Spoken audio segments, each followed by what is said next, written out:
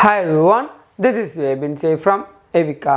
അങ്ങനെ നമ്മുടെ iOS 17.3 beta 2 ഇപ്പോൾ നമുക്ക് റിലീസ് ആയിട്ടുണ്ട്. ഈ അപ്ഡേഷൻ വന്നിരിക്കുന്നത് ഏകദേശം 452.3 MB എൻ്റെ ഐഫോൺ 11ൽ വന്നിരിക്കുന്നത്.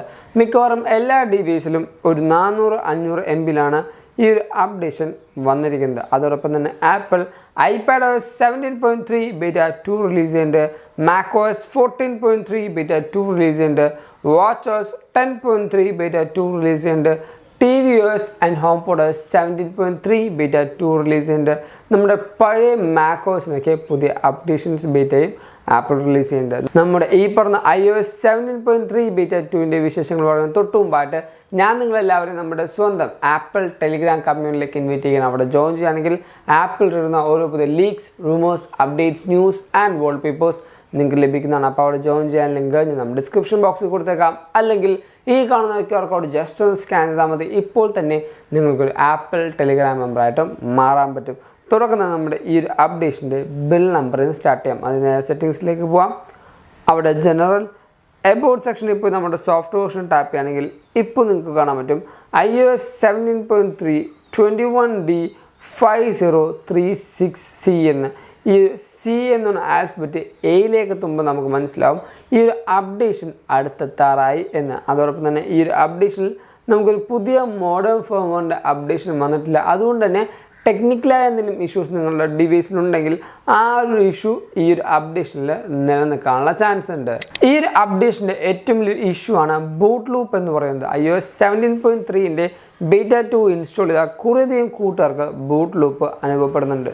ഈ ഒരു ബൂട്ട് ലൂപ്പ് വന്നിരിക്കുന്നത് ബാക്ക് ടാപ്പ് എന്ന ഓപ്ഷൻ എന്നാണ് നമുക്ക് കിട്ടിയ റിപ്പോർട്ട്. അതുകൊണ്ട് തന്നെ ബാക്ക് ടാപ്പ് ഫീച്ചർ ഓഫ് ചെയ്തതിനു ശേഷം മാത്രം ഈ ഒരു അപ്ഡേഷൻ ചെയ്യുക. അതോടൊപ്പം നിങ്ങളുടെ ഡിവൈസ് എന്തായാലും ബാക്കപ്പ് ചെയ്തിട്ടുണ്ടെന്ന് ഉറപ്പുവരുത്തുക. ഇനി ഒരു ബൂട്ട് ലൂപ്പ് വരികയാണെങ്കിൽ വിൻഡോസ് യൂസേഴ്സ് അല്ലെങ്കിൽ വിൻഡോസ് PC ഉപയോഗിച്ചുകൊണ്ട് iTunes വഴി നമുക്ക് ബൂട്ട് ലൂപ്പ് മാറ്റാൻ പറ്റും. പഴയൊരു വെർഷനിലേക്ക് നമുക്ക് റിക്കവറി മോഡിലേക്ക് ഇട്ട് നമ്മുടെ ഡിവൈസ് രക്ഷപ്പെടുത്താൻ പറ്റും. ഇനി അങ്ങനത്തെ ഒരു PCയോ ബാക്കി കാര്യങ്ങളോ ഇല്ലെങ്കിൽ നമ്മുടെ ഡിവൈസ് ആപ്പിൾ സ്റ്റോറിലേക്ക് കൊണ്ടുപോയി നമുക്ക് അവിടെ നിന്നും ഈ പറയുന്ന ഈ ഒരു ബൂട്ട് ലൂപ്പ് നമുക്ക് മാറ്റാൻ പറ്റും.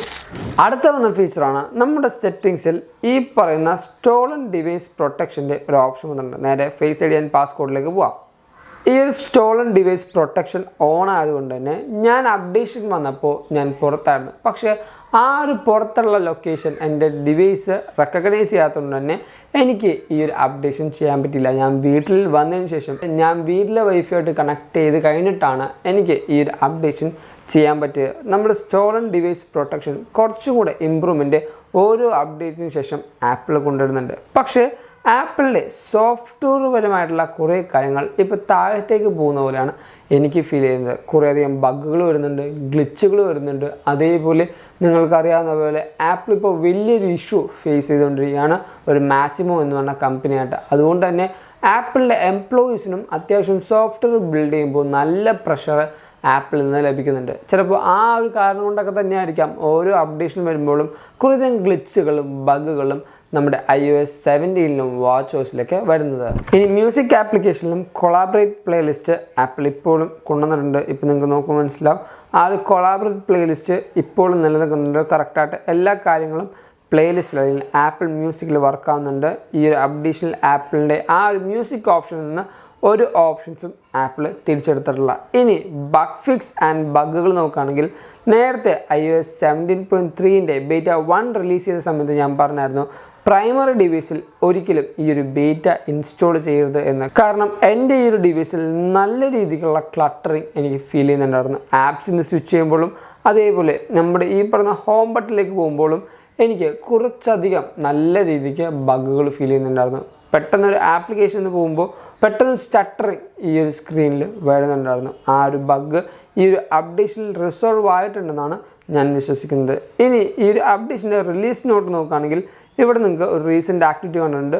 ഇവിടെ നിങ്ങൾക്ക് നോക്കുമ്പോൾ മനസ്സിലാവും ടെമ്പറലി വിഡ്രോവൻ എന്ന് പറഞ്ഞിട്ടാണ് iOS 17.3 ആ ഒരു അപ്ഡേഷൻ്റെ റിലീസ് നോട്ട് വന്നിരിക്കുന്നത്. ഇവിടെ നിങ്ങളുടെ ഡിവൈസ് റിക്കവറി മോഡിലിട്ട് റീസ്റ്റോർ ചെയ്യാനുള്ള ഓപ്ഷനും ആപ്പിൾ ഇവിടെ കൊടുത്തിട്ടുണ്ട്. കറക്റ്റായിട്ട് എങ്ങനെ റിക്കവറി മോഡിലേക്ക് ഇടാം, അതിനുശേഷം നമ്മുടെ ഡിവൈസ് എങ്ങനെ നമുക്ക് ഈ കറക്റ്റായിട്ട് റിക്കവർ ചെയ്ത് പഴയ സോഫ്റ്റ്വെയറിലേക്ക് കൊണ്ടുവരാമെന്നുള്ള കറക്റ്റ് കാര്യങ്ങൾ ആപ്പിൾ പറയുന്നുണ്ട്. ഇനി പെർഫോമൻസിൻ്റെ കാര്യം പറയുകയാണെങ്കിൽ പെർഫോമൻസിലും എനിക്ക് വലിയ ബൂസ്റ്റോ കാര്യങ്ങളോ ഫീൽ ചെയ്യുന്നില്ല. നേരത്തെ ഉണ്ടായ അതേപോലെ തന്നെയാണ് ഈ ഒരു അപ്ഡേഷനിലും എനിക്ക് ഫീൽ ചെയ്യുന്നത്. വലിയ മാറ്റങ്ങളായിട്ടൊന്നും ഫീൽ ചെയ്യുന്നില്ല. നമ്മുടെ ഗീക്ബെഞ്ച് സ്കോർ റിസൾട്ട് നോക്കുകയാണെങ്കിൽ ഇപ്പോൾ നിങ്ങൾക്ക് നോക്കുമ്പോൾ മനസ്സിലാവും, സിംഗിൾ കോറിൽ 1771 അതേപോലെ മൾട്ടി കോറിൽ 3773 വന്നിരിക്കുന്നത്. അത്യാവശ്യം ഡീസൻ്റായ ഒരു ഗീക്ബെഞ്ച് സ്കോർ തന്നെയാണ് വന്നിരിക്കുന്നത്. ലാസ്റ്റ് നമ്മുടെ ഈ പറഞ്ഞ iOS 17.3 ബീറ്റ 1 ഗീക്ബെഞ്ച് സ്കോറാണ് ഈ വന്നിരിക്കുന്നത്. സിംഗിൾ കോറിൽ 1713 മൾട്ടി കോറിൽ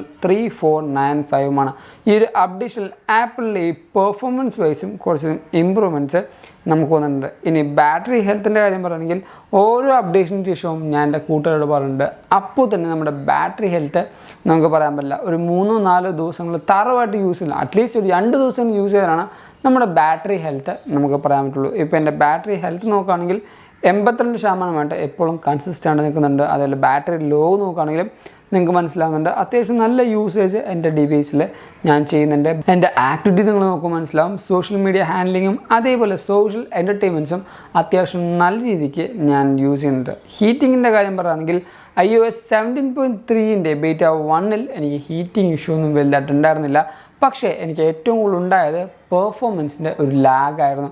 ആ ഒരു ഷട്ടറിങ്ങും അതേപോലെ തന്നെ എൻ്റെ ഡിവൈസ് ലോഞ്ച് ചെയ്യുമ്പോൾ ഉണ്ടായ ചെറിയ ക്ലട്ടറിങ്ങും എൻ്റെ ഡിവൈസിലുണ്ടായിരുന്നു. ആ ഒരു അപ്ഡേഷനിൽ വന്നിരിക്കുന്ന ബഗ്ഗുകൾ ഈ ഒരു അപ്ഡേഷനിൽ റിസോൾവ് ആയിട്ടുണ്ടെന്നാണ് എൻ്റെ വിശ്വാസം. അതുകൊണ്ട് തന്നെ വേറൊരു ഇഷ്യൂ വരാതെ ഈ ഒരു അപ്ഡേഷൻ സ്മൂത്തായിട്ട് തന്നെ പോകുമെന്ന് ഞാൻ വിശ്വസിക്കുന്നുണ്ട്. ഇനി iOS 17.3 അടുത്തൊരു അപ്ഡേഷൻ അല്ലെങ്കിൽ ബീറ്റ 3 അല്ലെങ്കിൽ RC എന്നായിരിക്കും വെച്ചാൽ കറക്റ്റായിട്ട് കഴിഞ്ഞ കൊല്ലം iOS 16 ആ ഒരു ബീറ്റ 3 10th ആപ്പിൾ റിലീസ് ചെയ്തത്. പക്ഷേ ഈ ഒരു കൊല്ലം കറക്റ്റായിട്ട് 1 വീക്ക് ഏർലി ആപ്പിൾ റിലീസ് ചെയ്യുന്നുണ്ട്.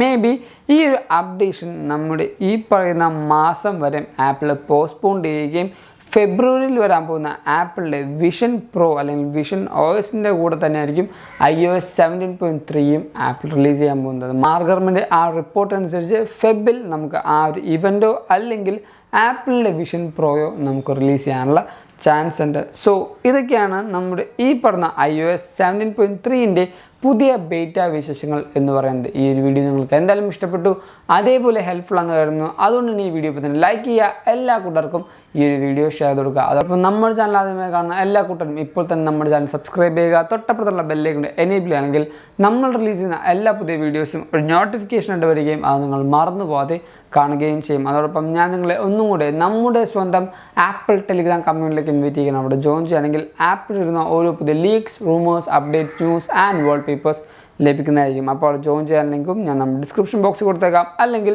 ഈ കാണുന്ന QR കോഡ് ജസ്റ്റ് ഒന്ന് സ്കാൻ ചെയ്താൽ മതി. ഇപ്പോൾ തന്നെ നിങ്ങൾക്ക് ആപ്പിൾ ടെലിഗ്രാം മെമ്പറായിട്ടും മാറാൻ പറ്റും. അതല്ല നിങ്ങൾക്ക് ഇപ്പോൾ ഇൻസ്റ്റാഗ്രാം വഴി അപ്ഡേഷൻസ് ആണെങ്കിൽ go follow me Instagram, link in description. And thank you so much for watching this whole video. This is Evin Xavier signing from Evica.